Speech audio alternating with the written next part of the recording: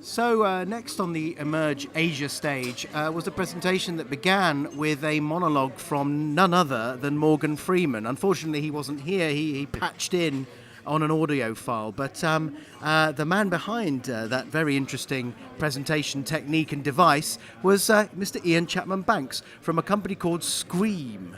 An interesting name and a very interesting business. Tell us a little bit about what you do. Yeah, thanks, Charlie, for the great introduction. Yeah, Morgan's kind of a big fan, and he agreed to support us and kind of give his time free of charge to kind of narrate what we do. So essentially, we started life about 7 or 8 years ago, really developing what's called a signals intelligence approach to understanding data. So signals intelligence started back in the era of Turing, right, in terms of how they crack the Enigma codes. So we're using exactly the same principle to actually crack codes, find patterns, but this time in data as opposed to telephone calls or cartography as it was in those days. So fast forward 8 years, we've now got this nonlinear pattern recognition engine that can find patterns in data.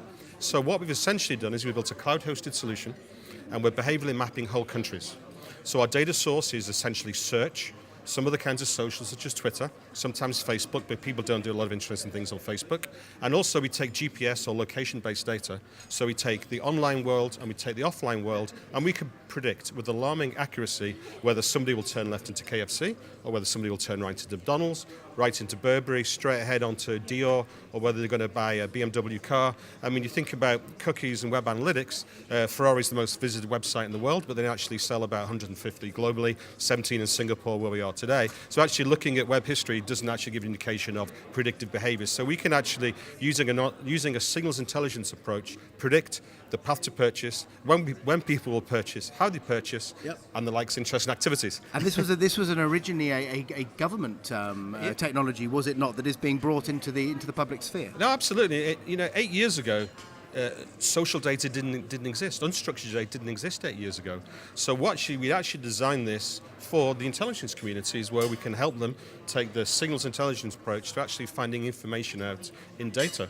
Then obviously, 3 years ago, when we started looking at the commercial aspects, we're like, wow, there is 1 billion pieces of just search data just in Singapore. There's like 1 billion bids a week on the ad exchanges. So what we do is we take trillions of pieces of unstructured data and we find the patterns. We like to say all the data is out there, it's just how do you connect the dots. And how do you know that this thing, I think anyone who's listening to this will agree conceptually that this is a true big data play, and if you can understand it conceptually, it seems to feel right, but surely there's an enormous amount of problems in generating an algorithm that finds the truth. So how have you tested this? Yeah. Does it actually really work? Oh, absolutely. It's so 5 years pure development. 5 years pure development. Rene, my co-founder, in a room, 10 engineers writing the algorithm.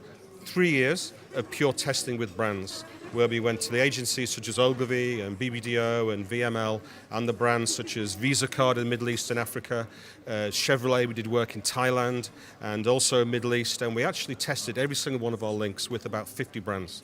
So it's taken us 3 years to check every single link is 100% correct. So it's been an 8-year journey to get to the point where we're cloud hosted and we're behaviorally mapping essentially billions of people. And are you funded? Are you well funded? Where's the situation now? I wouldn't say we're ever well funded.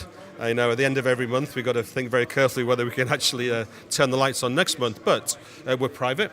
We've got 17 shareholders, essentially all based in Asia. And of course, we're always looking to go to that next step. But we've been really, really careful. We don't have a website. We haven't gone out seeking publicity because this technology is so sensitive and so radical, is that we wanted to prove 100% that it works. And you're not going to be inviting Edward Snowden to join your board? No, I don't think so. All right, okay.